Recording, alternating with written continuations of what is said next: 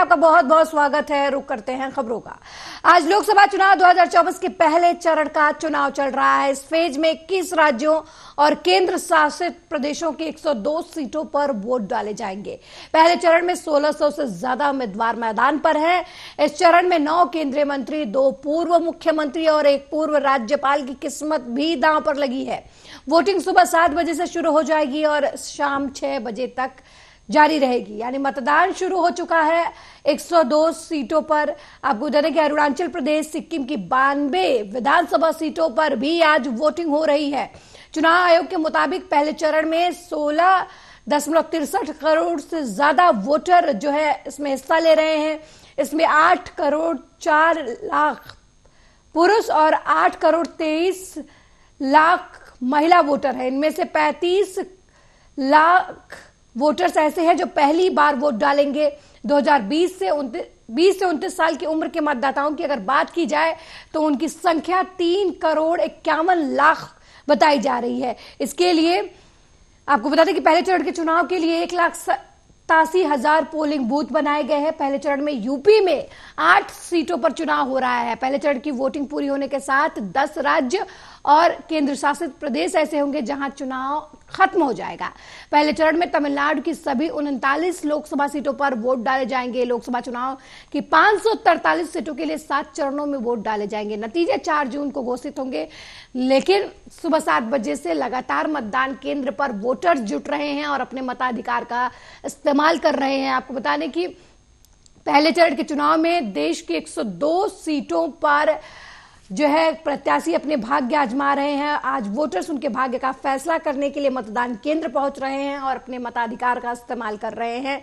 UP में 8 सीटों पर दांव जो है लगा हुआ है। 8 सीटों पर चुनाव चल रहा है पहले चरण में। और जिन सीटों पर चुनाव चल रहा है उसकी बात करें तो सहारनपुर, मुजफ्फरनगर, मुरादाबाद, बिजनौर, नगीना, कैराना, रामपुर और पीलीभीत पर चुनाव चल रहा है। और अब इस खबर पर ज्यादा जानकारी के लिए हमारे संवाददाता बिजनौर से मनोज चौधरी फोन लाइन पर जुड़ गई हैं। मनोज, पहले चरण का मतदान जो है वो शुरू हो गया है। क्या कुछ माहौल मतदान केंद्र पर नजर आ रहा है? जी 8 लोकसभा सीटों पर आज सुबह 7 बजे से मतदान शुरू हो चुका है। बिजनौर की दोनों सीटों पर मतदान चल रहा है। बिजनौर सीट पर 5 विधानसभाएं हैं, जिसमें मुजफ्फरनगर की पुरकादी मीरापुर विधानसभा है और मेरठ जिले के हसीनापुर विधानसभा आती है, जबकि बिजनौर सदर और चांदपुर विधानसभा बिजनौर लोकसभा सीट में है, जिसमें 17,33,372 मतदाता अपने मत का प्रयोग करेंगे। सुरक्षा के क्या कुछ इंतजाम हैं पोलिंग बूथ पर? जी, बिजनौर जिले में 1654 मतदान स्थल बनाए गए हैं, 3014 मतदान केंद्र बनाए गए हैं, 298 सेक्टर में जिले को बांटा गया है। सीआरपीएफ की 46 कंपनियां हैं, 5000 होमगार्ड और 5000 पुलिस के जवान भी मतदान केंद्रों पर तैनात किए गए हैं। मनोज, बिजनौर में किस पार्टी के बीच जो है वो टक्कर देखने को मिल रही है, कांटे की टक्कर देखने को मिल रही है? जी, बिजनौर में भाजपा आरएलडी गठबंधन के प्रत्याशी चंदन चौहान और बसपा प्रत्याशी विजेंद्र चौधरी और सपा प्रत्याशी के बीच कांटे की टक्कर है और कड़ा मुकाबला है और त्रिकोणीय बिजनौर का जो चुनाव है वो त्रिकोणीय है। किन मुद्दों पर बिजनौर में अभी जो वोटर्स पोलिंग बूथ पर पहुंच रहे हैं, कौन से मुद्दे जो है वो बिजनौर में छाए हुए हैं? किन मुद्दों पर लोग वोट डाल रहे हैं? जी, बेरोजगारी का मुद्दा है और महंगाई का मुद्दा है, जिन पर लोग सोचते हुए यहाँ पर मतदान पर हैं और अपने मत का प्रयोग कर रहे हैं। और आपको बता दूं कि नगीना की सीट पर इस बार जबरदस्त त्रिकोणीय मुकाबला होने के आसार हैं। पूरी तरह से त्रिकोणीय मुकाबला है। भाजपा हो, सपा हो या आसपा किसी पार्टी का भी आसान नजर नहीं आ रही है। नगीना सीट तो बसपा के खाते में है, लेकिन इस बार जो चुनावी समीकरण बदले हुए हैं, पिछली बार चुनाव में समाजवादी पार्टी और बसपा का गठबंधन था, और अब इस बार बसपा और बसपा अलग चुनाव लड़ रही है, सपा कांग्रेस के साथ गठबंधन में चुनाव लड़ रही है। तो क्या लगता है 2019 बसपा के जो प्रत्याशी हैं वो दोहरा पाएंगे? कितना उनके खिलाफ माहौल है और कितना बसपा के पक्ष में माहौल है, इस बारे में कोई जानकारी? जी मुझे मेरा ये मानना है कि बसपा अलग चुनाव लड़ रही है। नगीना सीट से आसपा के प्रत्याशी चंद्रशेखर भी मैदान में हैं और चंद्रशेखर के चुनाव लड़ने से नगीना सीट पर चुनाव काफी टफ हो गया है, क्योंकि ऐसा माना जा रहा है कि चंद्रशेखर भी बसपा के काफी वोट काटने में सक्षम हो पाएंगे। तो क्या लगता है चंद्रशेखर जो बहुजन समाज है, जो दलित समाज है, उसके एक बड़े चेहरे हैं, पोस्टर बॉय हैं, एक नए उभरते चेहरे हैं, और बसपा जो है बहुजन समाजवादी पार्टी पूरे देश में दलितों की आवाज के रूप में जानी जाती है। तो इन दोनों ही चेहरों की जो लड़ाई चल रही है नगीना में, उसका फायदा क्या बीजेपी को मिलता हुआ नजर आएगा? जी बसपा और जो चंद्रशेखर यहाँ से मैदान में है उसमें भाजपा को मिलता हुआ नजर आएगा, क्योंकि नगीना सीट से मौजूदा विधायक ओम कुमार चुनावी मैदान में हैं और हालांकि मतदाताओं ने मन बना लिया है कि उन्हें किस पार्टी को वोट देना है। कुछ मतदाता खुलकर बता भी रहे हैं कि किसे वोट देंगे, जबकि अधिकतर मतदाता चुप हैं। ये चुप रहने वाले मतदाता ही प्रत्याशियों के भाग्य के विधाता बनेंगे और साइलेंट वोट जिस तरह प्रत्याशी भी स्विंग करेगा वही मुकद्दर का सिकंदर बनेगा। बिल्कुल मनोज, जिस तरीके से आप कह रही हैं, लोग साइलेंटली, जो लोग कुछ बोलते नहीं हैं, उनके वोट का बहुत बड़ा इम्पैक्ट जो है वो चुनावी परिणामों में देखने को मिलता है, क्योंकि ये जाकर सिर्फ बटन दबाते हैं और ये जिस भी पार्टी के लिए बटन दबाते हैं उसकी जीत ये साइलेंट वोटर ही जो है वो सुनिश्चित करते हैं। मनोज, एक सवाल मेरा और है कि पश्चिमी उत्तर प्रदेश में कहीं ना कहीं बीजेपी का जो चुनावी परिणाम रहा है पिछला, जितना भी 2014 और 19 देख लिया जाए, तो पश्चिमी उत्तर प्रदेश में बीजेपी की पकड़ उतनी मजबूत नहीं नजर आती है जैसा पूर्वांचल में देखने को मिलता है, बाकी अदर इलाकों में, जो यूपी के अन्य इलाकों में देखने को मिलता है। तो अभी जो चुनावी समीकरण बैठा हुआ है आरएलडी के साथ, उनका गठबंधन है। हालांकि किसानों का मुद्दा बहुत बड़ा जो बीजेपी के गले का फांस बना हुआ था, किसानों का आंदोलन और गन्ने की कीमत का मांग की बात की जाए, तो ऐसे में पश्चिमी उत्तर प्रदेश में पिछले चुनाव से और इस चुनाव में कितना अंतर देखने को मिल रहा है? क्या बीजेपी इन 10 सालों में सरकार में रहते हुए, केंद्र की सत्ता में रहते हुए, और फिलहाल उत्तर प्रदेश में भी बीजेपी की ही गवर्नमेंट है, तो पश्चिमी उत्तर प्रदेश में क्या बीजेपी कमल की जो संख्या है, जो फूलों की संख्या जो यदा कदा देखने को मिलती है पश्चिमी उत्तर प्रदेश में, उसकी संख्या बढ़ेगी सीटों की? जी, पश्चिम उत्तर प्रदेश में कहीं ना कहीं इस बार जैसे बसपा ने अपने प्रत्याशी चुनावी मैदान में उतारे हैं और सब बीजेपी और आरएलडी का गठबंधन है, उसे देखकर तो ऐसा ही मतलब प्रतीत होता है कि शायद इस बार पश्चिम उत्तर प्रदेश में बीजेपी की सीट कहीं ना कहीं कम होने के कगार पर रहे हैं, क्योंकि बसपा का जो वोट बैंक था वो बीजेपी की तरफ 2019 में बीजेपी की साइड था, लेकिन इस बार अलग प्रत्याशी होने की वजह से वो वोट बैंक जो है वो बसपा प्रत्याशी पर ही रुकने की उम्मीद है। तो इसलिए बिल्कुल बने रहिएगा मनोज, हमारे साथ बने रहिएगा, हम आपसे आगे की चर्चा करेंगे और जानकारी हासिल करेंगे। हमारे साथ फोन लाइन पर बने रहिएगा। सहारनपुर से हमारे संवाददाता जोगेंद्र हमारे साथ लाइव इस समय जुड़ गए हैं। जोगेंद्र, क्या कुछ सहारनपुर की स्थिति है? सुबह के 7 बज चुके हैं, पोलिंग बूथ पर लोग पहुंच रहे हैं, क्या कुछ नजारा नजर आ रहा है इस समय?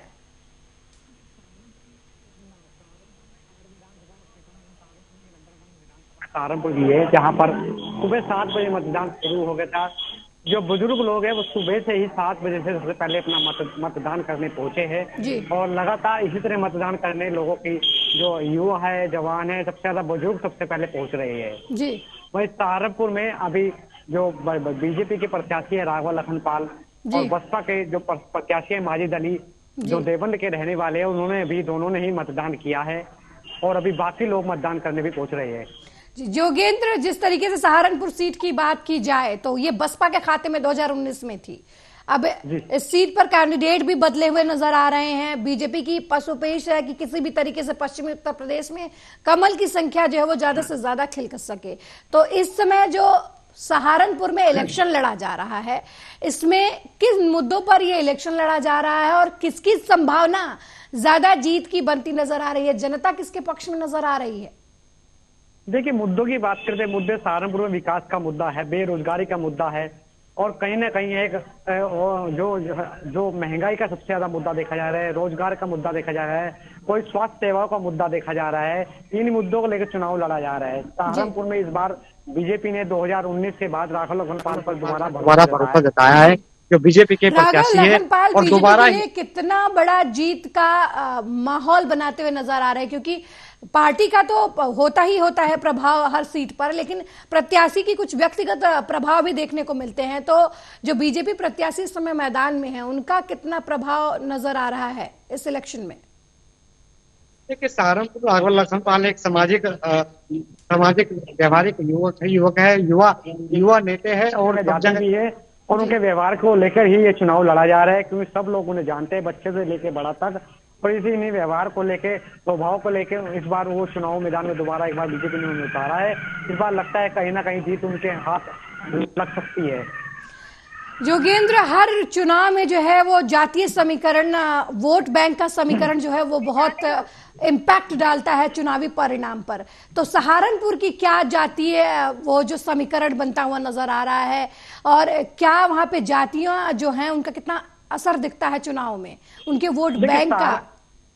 देखिए, सहारनपुर सबसे ज्यादा जातीय समीकरण मिलता है। सहारनपुर सबसे ज्यादा 7 लाख के करीब मुस्लिम मतदाता है और 4 लाख के लगभग एससी समाज के मतदाता है।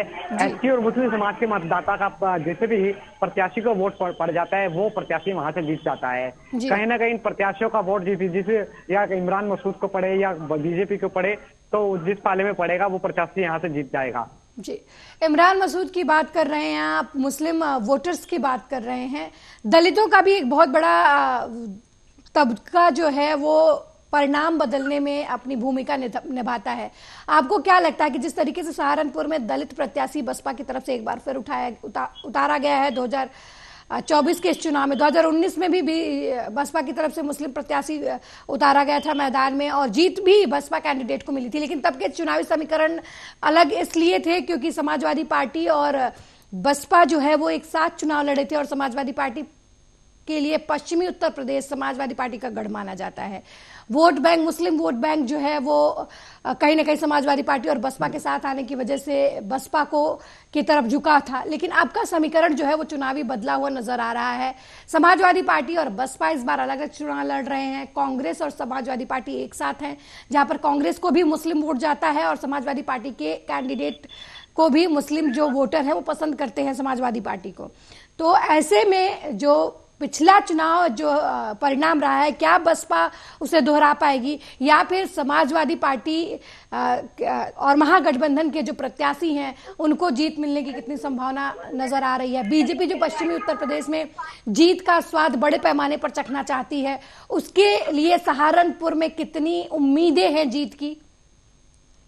देखिए, आपको पता है 2019 में जो बसपा के जो प्रत्याशी थे फजलुर रहमान, वो सामाजिक और समाज सेवा में ज्यादा लोकप्रिय थे और लोगों से मिलते जुलते थे। जो भी गरीब उनके पास जाता तो उनकी मदद भी करते थे, इसलिए वो जीत गए थे। पर इस बार जो बसपा ने माजिद अली को टिकट दिया, नया चेहरा है, भले ही वो राजनीति में रहे हो, लेकिन उनका राजनीति में कुछ मुस्लिम जो लोग हैं उन्हें जानते भी नहीं कि ये हमारा प्रत्याशी है। कहीं ना कहीं मुस्लिम मतदाता इस बार अपना रुख बदल सकते हैं, क्योंकि जो प्रत्याशी होते हैं उसको लेकर भी लोग काफी प्रभावित होते हैं। जो जब तक प्रत्याशी की जान पहचान ना हो तो वोटों को कहीं ना कहीं फर्क पड़ता है। तो इमरान मसूद एक गदावर नेता है पश्चिमी उत्तर प्रदेश के, हर बच्चे से लेकर बड़ा तक उन्हें जानता है, तो मुस्लिम वोट बैंक कहीं ना कहीं बचने वाला है। जी, इमरान मसूद जो महागठबंधन की तरफ से कैंडिडेट बनाए गए हैं, आपको क्या लगता है बीजेपी को कितना रोकने में कामयाब रहेंगे सहारनपुर में?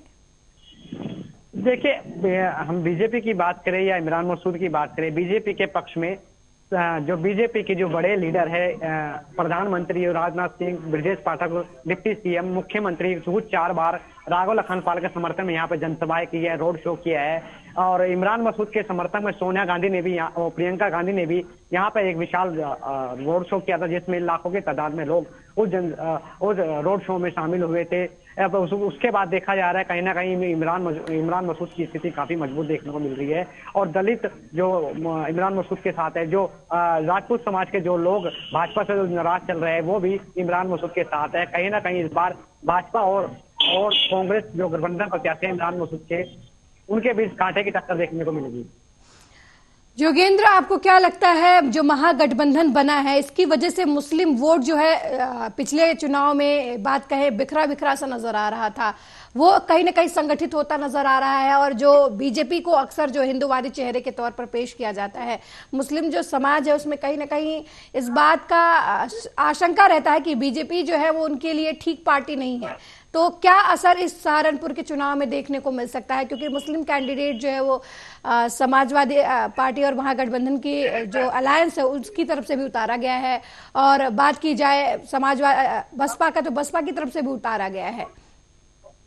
ऐसा नहीं है कि मुस्लिम जो है कि जो इमरान की तरफ हो गई है, भाजपा की तरफ भी काफी मुस्लिम सहारनपुर में है, क्योंकि सरकार की योजनाओं का लाभ मुस्लिमों ने काफी लिया है, काफी मिला है। उनका खुद कहना है कि प्रधानमंत्री योगी आदित्यनाथ, उनकी योजना जितनी भी आई है मुस्लिमों ने उसका लाभ मिला है, और लगातार वो करोड़ों लोगों को राशन जो वितरण दिया जा रहा है 5 साल और बढ़ा दिए गए। कहीं ना कहीं ये फर्क पड़ने वाला है कि जो प्रत्याशी है भाजपा के, उन्हें मुस्लिम वोट भी काफी पड़ेगा। जोगेंद्र, सहारनपुर भी कृषि इलाका माना जाता है, तो आपको क्या लगता है जो किसान आंदोलन हुआ था, या फिर ये बार बार किसानों की तरफ से आरोप लगाया जाता है कि बीजेपी जो है उन्हें सीमित करना चाहती है, उनके अधिकार सीमित करना चाहती है, एक तरीके से बड़ा सा आंदोलन किसान आंदोलन हुआ जो नए कृषि बिल को लेकर था, और अब जो है लोकसभा इलेक्शन होने वाला है, पंजाब में भी देखने को मिला कि कुछ दिन पहले फिर से किसान जो है दिल्ली कूच कर रहे थे, तो किसानों की कितनी भूमिका रहेगी ये जो 2024 का इलेक्शन है, और खासकर सहारनपुर में कितनी भूमिका है जीत के समीकरण को बदलने में?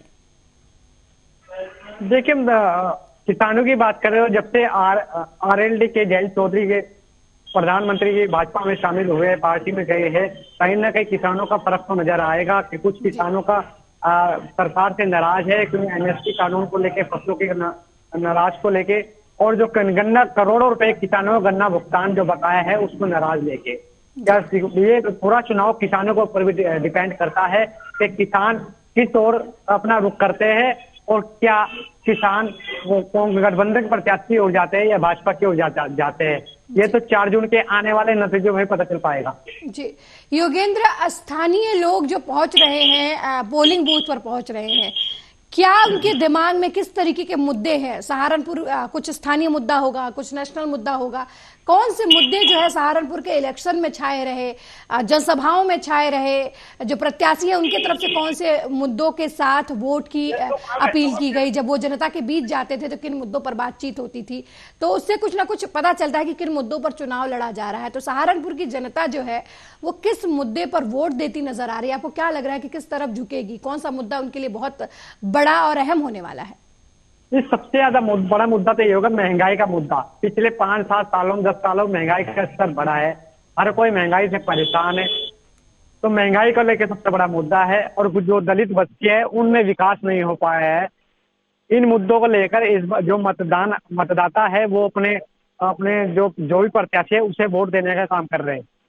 बिल्कुल, पोलिंग बूथ पर क्या है, सुरक्षा के इंतजामात क्या है, क्योंकि इलेक्शन टाइम में जो है वो फर्जी मतदान भी होते हैं, ऐसे में फर्जी मतदान को रोकने के लिए क्या कुछ सुरक्षा की व्यवस्था किए गए हैं, और पोलिंग बूथ पर पहुंचने के लिए किस किस तरीके की सुविधाएं मुहैया की गई हैं, किस तरीके से नजर बनाई जा रही है वो पोलिंग जो बूथ जो है जहां पर वोट देने लोग जा रहे हैं?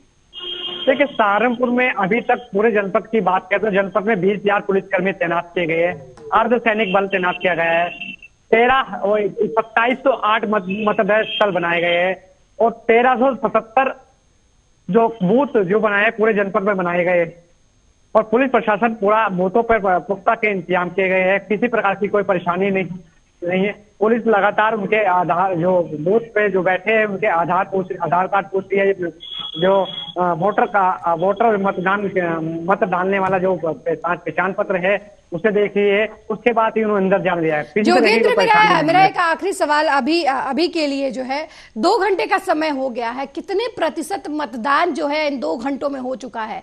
लोगों का झुकाव पोलिंग बूथ की तरफ कैसा नजर आ रहा है? देखिए, अभी प्रतिशत की बात करते हुए प्रतिशत अभी कोई पता नहीं चल पाया है, क्योंकि ये पब्लिक है। अभी सुबह सवेरे थे तो अभी 7 बजे का टाइम था, तो आने चालू हुए, बजूक डाल के वोट गए।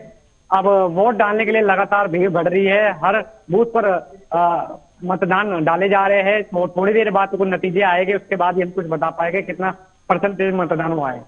बिल्कुल नजर बनाए रखिएगा। जोगेंद्र पल की रिपोर्ट जो है हम आज आपसे लेते रहेंगे और अपने जो व्यूअर्स हैं उनको बताते रहेंगे, क्योंकि ये अहम चुनाव है। 2024 का इलेक्शन जो है, लोगों के पास 5 साल में एक बार सत्ता बदलने के मौके रहते हैं या फिर उस सत्ता को दोबारा रिपीट करने के मौके रहते हैं। अपने मुद्दों पर लोग मतदान केंद्रों पर पहुंचते हैं और अपने अपने पसंदीदा कैंडिडेट और पार्टी को वोट डालते हैं।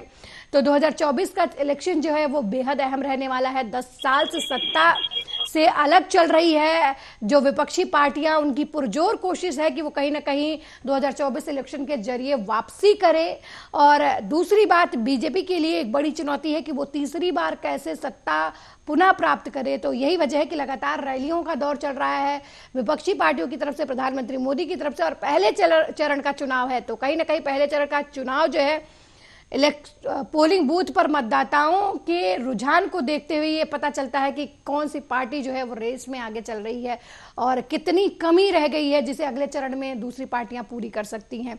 अगली खबर की तरफ बढ़ते हैं। दिल्ली वक्फ बोर्ड की संपत्तियों से जुड़े मनी लॉन्ड्रिंग के मामले में प्रवर्तन निदेशालय ने गुरुवार को ओखला से आम आदमी पार्टी के विधायक अमानतुल्लाह खान से पूछताछ की। सुप्रीम कोर्ट के आदेश के बाद अमानतुल्लाह गुरुवार सुबह पूछताछ में शामिल होने के लिए ईडी दफ्तर पहुंचे थे। करीब 13 घंटे की लंबी पूछताछ के बाद उन्हें देर रात घर जाने की इजाजत मिली। ईडी के अधिकारियों ने कुछ दिन बाद कुछ दस्तावेजों के साथ वापस आने को कहा है।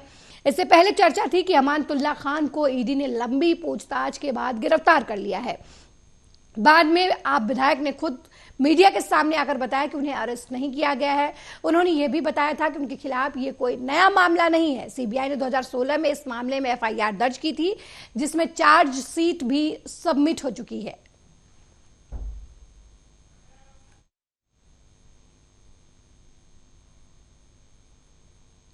मेरे साथ इस बुलेटिन में फिलहाल इतना ही। देश दुनिया की तमाम खबरों को देखने के लिए देखते रहिए आर्या न्यूज। नमस्कार।